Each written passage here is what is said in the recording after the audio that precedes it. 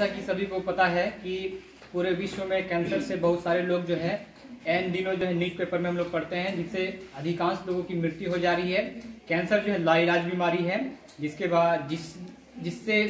इससे संबंधित कई प्रकार के कैंसर जो है समय समय पर हम लोग को देखने को मिल रहा है। ठीक है, अब कैंसर क्यों होता है इसके बारे में मैं बताऊंगा।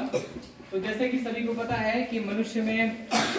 लाखों की संख्या में कोशिकाएं हैं और प्रत्येक कोशिका में एक नियम होता है जिसे रूल और रेगुलेशन बोला जाता है। प्रत्येक कोशिकाओं का 24 घंटे में सेल डिवीजन करना है, कोशिकाओं में होने वाली जितने भी मेटाबॉलिक एक्टिविटी है सब कुछ सही चलना है। लेकिन कुछ कारणों से होता है क्या है कि कोशिकाओं में जो नियंत्रण होती है, कोशिका का रूल और रेगुलेशन होता है, और रूल और रेगुलेशन या फिर कोशिकाओं का जो नियंत्रण है वो हट जाता है। वो कारण मैं आने वाले समय पे भी बताऊंगा। जैसे कि वो कारण हो सकते हैं बहुत ज्यादा टोबैको चबाने से, तंबाकू का सेवन करने से, ड्रग्स लेने से, और कई प्रकार के ऐसे केमिकल्स हो गया उसका सेवन करने से। तो वो सब रसायन है, वो सारे रसायन क्या करते हैं, चाहे रेडिएशन क्या करता है, वो रेडिएशन करता क्या है। जैसे कि कोशिका दिखाई पड़ रहा है, ये कोशिका हो गया, ये हमारी कोशिका है। तो हमारी कोशिका में वह कोशिका आने वाले समय में यदि कैंसर का रूप धारण करेगा तो उसमें किन कारणों से कैंसर होती है वो बातें मैं बता रहा हूँ। जैसे कि नॉर्मल कोशिका हो गया, इस कोशिका के बीच में जो है केंद्रक होते हैं, न्यूक्लियस होते हैं, और इस न्यूक्लियस के अंदर में होते हैं क्रोमोसोम होते हैं।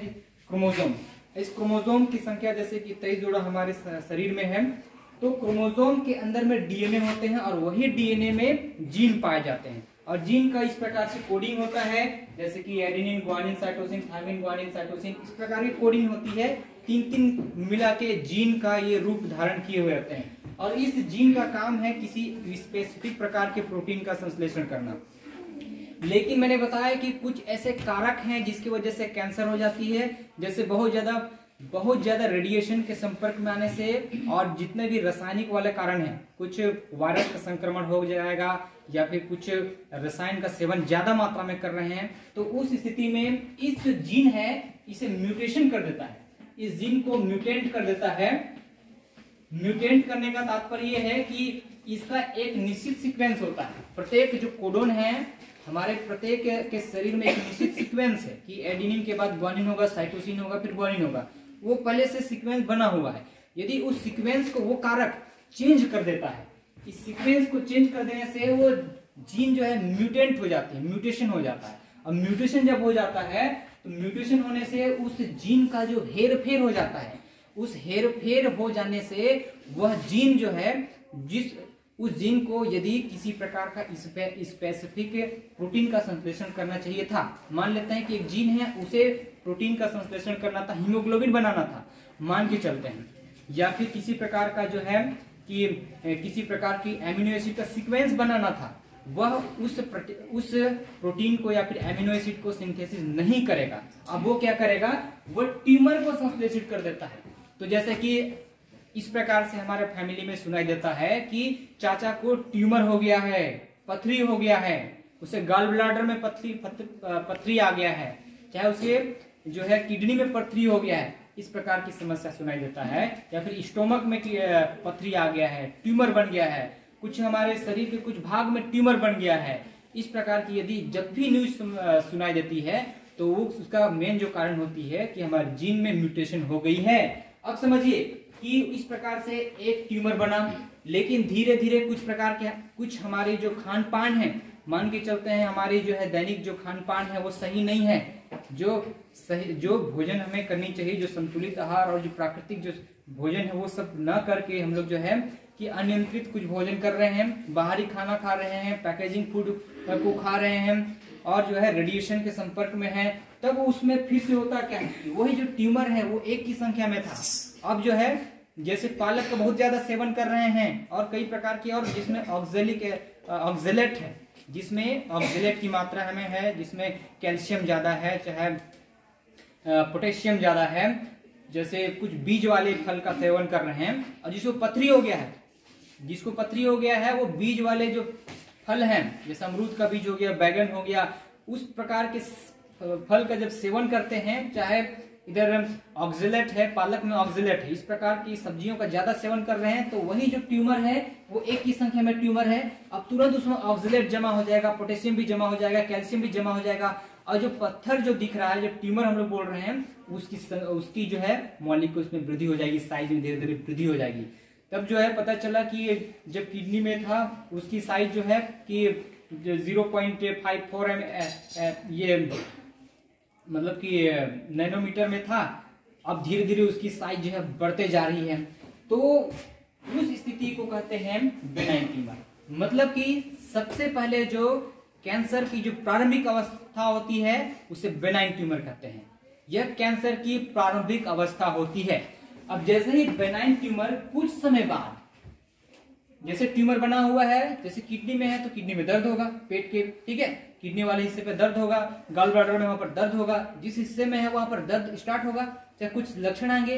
तब हम लोग को क्या करना चाहिए कि समय पर जो डॉक्टर से मिलनी चाहिए। जैसे वो जो है कि MRI कर दिए और जो CT स्कैन करा दिए, तो वो जो पर्टिकुलर ट्रीटमेंट है उस ट्रीटमेंट से इसी जो ट्यूमर है इसको निकाल के अलग कर दिए, ठीक है। तो एक प्रकार से वहां पर जो है हम लोग को इस ट्यूमर से निदान मिल गया है ना, ठीक है ना। हाँ, तो अब देखिए दूसरे कंडीशन ये है, यदि हम लोग इस प्रकार निदान नहीं करते हैं, चाहे हम लोग को पता नहीं चला, तब जो बेनाइन ट्यूमर है एक की संख्या में है, वो धीरे धीरे 2, 3, 4 इस प्रकार से संख्या वो बढ़ जाएगी ट्यूमर की संख्या। अब ये ट्यूमर है, अब यह मान के चलते हैं कि गॉल ब्लैडर में है, लेकिन गॉल ब्लैडर से अब यह दूसरे पार्ट्स में मान के चलते हैं किसी ये डाइजेस्टिव सिस्टम के कुछ भाग में, पाचन तंत्र के कुछ अमाशय में, वहां तक पलायन कर रहा है, ठीक है, माइग्रेट कर रहा है। एक जगह में था, लेकिन अब उसके जो मॉलिक्यूल्स है, ट्यूमर के मॉलिक्यूल्स हैं, ये ट्यूमर देखिए एक प्रकार का सेल ही है, ठीक है ना, उस सेल में एक प्रकार का सेल ही है। जब उस प्रकार का जो ट्यूमर वाले जो सेल्स के मॉलिक्यूल्स हैं, वह क्या कर रहा है, पलायन कर रहा है, माइग्रेशन कर रहा है, कि शरीर के एक अंग है, एक अंग से दूसरे अंग में जा रहा है, ठीक है। जब वो जाता है तो उसके जब माइग्रेट करता है तो माइग्रेशन के बाद अपने रूप को परिवर्तित कर देता है, अब उसे ही कहा जाता है मैलिग्नेंट ट्यूमर कहा जाता है। मतलब कि बेनाइन ट्यूमर का हमारे बॉडी के एक अंग से दूसरे अंग तक पलायन करने की जो प्रक्रिया है उसे मैलिग्नेंट कहा जाता है। और उस पलायन करने के बाद वो जो ट्यूमर है, अब जो दूसरे प्रकार के जो ट्यूमर का जो रूप धारण करेगा वह मैलिग्नेंट ट्यूमर कहलाता है, और यही मैलिग्नेंट ट्यूमर कैंसर का रूप हो जाता है, कैंसर को बनाता है। अब ये जो मैलिग्नेंट ट्यूमर है, ये मैलिग्नेंट ट्यूमर, अब इसमें बहुत सारी चीजें होती है कि इसमें रूल और रेगुलेशन इसका हट जाएगा, अनियंत्रित कोशिका विभाजन करेगा, कोशिकाओं में वृद्धि करेगा,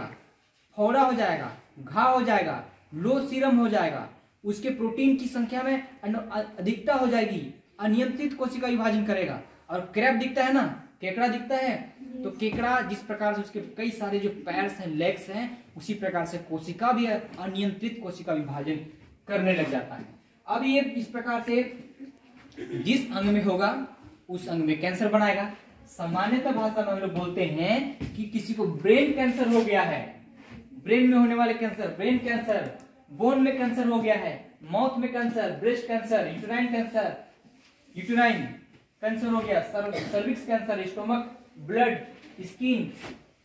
ब्लड कैंसर, इस प्रकार से सामान्यतः देखते हैं। लेकिन हम लोग इसको कैटेगराइज करेंगे कि टाइप ऑफ कैंसर में हम लोग रखेंगे कि कार्सिनोमास, कैंसर की जो प्रकार है कार्सिनोमास बोला जाता है। और इस कार्सिनोमास जो कैंसर है, इसमें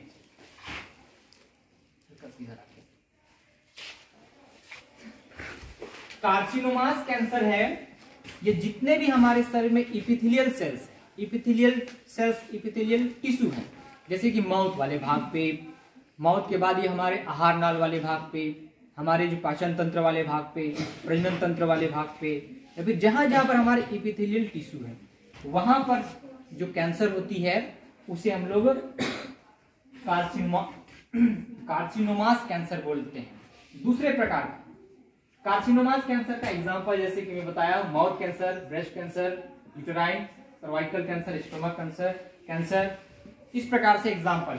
अब दूसरे में आइए कि सार्कोमास कैंसर। तो सार्कोमास कैंसर जहां जहां पर कनेक्टिव टिश्यू है, तो कनेक्टिव टिश्यू जैसे कि हम लोग का है, जैसे बोन वो कनेक्टिव टिश्यू है, ब्लड के जो कंपोनेंट है वो कनेक्टिव टिश्यू है, तो वहां पर कैंसर हो जाए तो उसे हम लोग सार्कोमास प्रकार के कैंसर बोलते हैं। लिम्फोमास, तो जहां पर लिम्फ है, जैसे कि लिम्फोइड सेल्स है, जैसे लिम्फ नोड है, उस हिस्से पे कैंसर हो जाए तो लिम्फोमास कैंसर बोलेंगे। और जो है लिपोमास कैंसर में होता क्या है कि जहां पर एडिपोज टिश्यू है, तो प्राय एडिपोज टिश्यू जो है फैटी एसिड फैट वाले टिश्यू है, जैसे कि अत्यधिक मोटापा है तो उसमें एडिपोज टिश्यू का जमाव होता है, तो उस हिस्से पे कैंसर हो जाए तो लिपोमास कैंसर कहेंगे, जो कि एडिपोज टिश्यू में होती है। और जो है अगला जो कैंसर का पांचवा प्रकार है ल्यूकेमिया। ल्यूकेमिया में होता क्या है, इसमें ब्लड कैंसर होते हैं। हमारे ल्यूकेमिया जो ब्लड से रिलेटेड है, तो इसमें क्या होता है, ब्लड कैंसर होता है। ठीक है, तो जैसे कि इसमें, जैसे कि कुछ साल पहले जो है कुछ साल पहले युवराज सिंह का बात आ रहा था, और युवराज सिंह को ब्रेन कैंसर हो गया था। तो ब्रेन कैंसर की जो प्रारंभिक अवस्था है वहीं पर निदान इसको कर लेनी चाहिए, क्योंकि यदि वो मैलिग्नेंसी की कैटेगरी में चला गया है तो ब्रेन कैंसर से जो है नहीं बचा जा सकता है। मतलब कैंसर यदि हो रहा है तो तुरंत जो है इसका सही समय पे इलाज करना है। ठीक है।